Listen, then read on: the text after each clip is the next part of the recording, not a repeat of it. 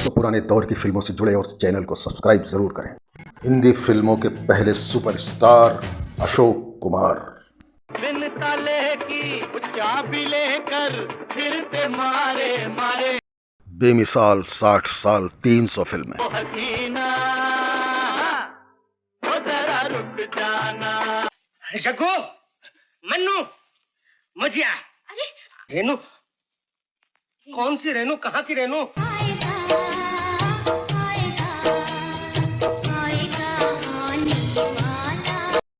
Film बनी थी महल, और इस महल के गाने ने रातों रात सफलता के वो कीर्तिमान स्थापित किए। 3 लोग फेमस हो गए।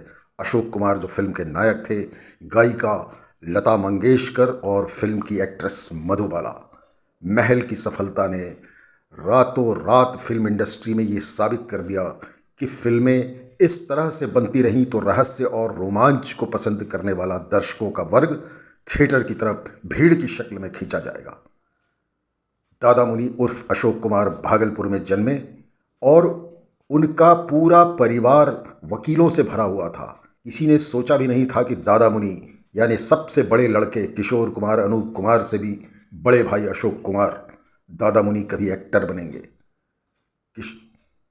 अशोक कुमार लैब असिस्टेंट बनने के लिए मुंबई गए थे। उनके बहनोई शशधर मुखर्जी ने उनको फिल्मी दुनिया से रूबरू करा दिया। जी हाँ, उन दिनों फिल्म बन रही थी जीवन नैया, जिसका हीरो बहुत नखरे करता था। उससे डायरेक्टर ही नहीं, फिल्म के निर्माता भी बहुत परेशान थे। आखिरकार तय ये हुआ कि दादा मुनि को फिल्मों में चांस दिया जाएगा, लेकिन समस्या थी उनकी हिंदी की। उनको डायलॉग डिलीवरी भी ठीक से नहीं आती थी। लेकिन शशधर मुखर्जी ने ये बेड़ा उठा लिया और लैब असिस्टेंट बनने के लिए आए। अशोक कुमार ने भी ये तय कर लिया कि वे चाहे जो भी हो अब लौट कर भागलपुर नहीं जाएंगे, बल्कि फिल्मों में ही अपना कैरियर बनाएंगे। इस तरह से देविका रानी बॉम्बे टॉकीज की पहली फिल्म के साथ अशोक कुमार का सफ़र शुरू हुआ। अशोक कुमार फिल्मों में रम गए, लेकिन उन्हीं दिनों एक और फिल्म आई किस्मत, जिसने उनको सुपरस्टार का दर्जा दे दिया। जी हाँ, किस्मत वो फिल्म थी जिसने पहली बार 1 करोड़ का टर्नओवर पूरा किया। इससे पहले जितनी भी फिल्में बनती थी वो 1 करोड़ के क्लब में शामिल नहीं हो पाई।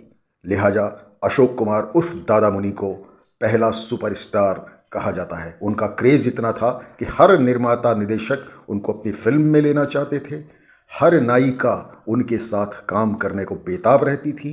और अशोक कुमार का मतलब होता था अच्छे गाने। खुद अशोक कुमार गाने भी गाते थे और फिल्मों में उनको लेने का एक मतलब और होता था ब्लैक एंड वाइट युग में फिल्म की सफलता की गारंटी। अशोक कुमार ने 60 साल तक फिल्मों में लगभग 300 फिल्मों में काम किया।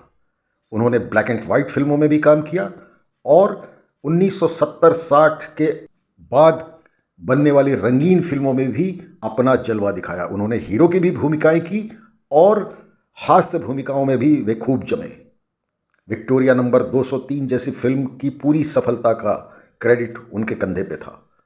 उन्होंने अपने भाइयों को खूब आगे बढ़ाया। किशोर कुमार की फिल्म चलती का नाम गाड़ी का ये सीन शायद आप कभी नहीं भूल पाएंगे। यह फिल्म सुपरहिट रही थी।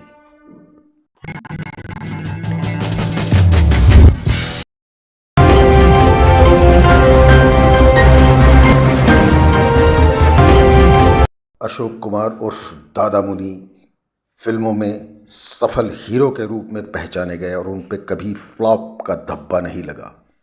लेकिन वो एक ऐसा दौर था जब नायिकाओं के साथ नायक के रिश्ते बन जाते थे। जी हाँ, नलिनी जयवंत के साथ भी अशोक कुमार की नज़दीकियाँ काफ़ी बढ़ गई थी। नलिनी जयवंत 50 के दशक की मशहूर हीरोइन थी और आज के दौर में काजोल की वो नानी लगती रही हैं। नलिनी जयवंत के साथ कई सुपरहिट फिल्में देने के बाद जब दोनों में, अशोक कुमार और नलिनी जयवंत में, नज़दीकियां बढ़ी तो अशोक कुमार के परिवार के कान खड़े हो गए और दोनों के प्रेम का पौधा खिलने से पहले ही मुरझा गया।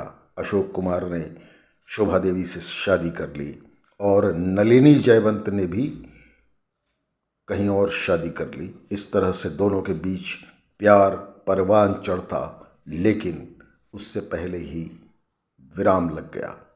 लेकिन दादा मुनि अशोक कुमार फिल्मों में इस वजह से कभी डिप्रेस्ड नहीं हुए कि उनको उनकी मनपसंद भूमिकाएं नहीं मिली। उन्होंने साइड हीरो के भी रोल किए, कई बार उन्होंने चरित्र भूमिकाएं भी की, और यहाँ तक कि अपने पूरे परिवार को जब उन्होंने फिल्मों में इंट्रोड्यूस किया तो किसी पर यह तोहमत नहीं लगने दी कि उनको एक्टिंग नहीं आती। हालांकि देखा जाए तो अशोक कुमार के दौर में राज कपूर और दिलीप कुमार जैसे दिग्गज कलाकार भी थे। देव आनंद ने भी 50 के दशक में फिल्मों में पदार्पण कर लिया था, लेकिन दादा मुनि का अपना अलग ही क्रेज़ था।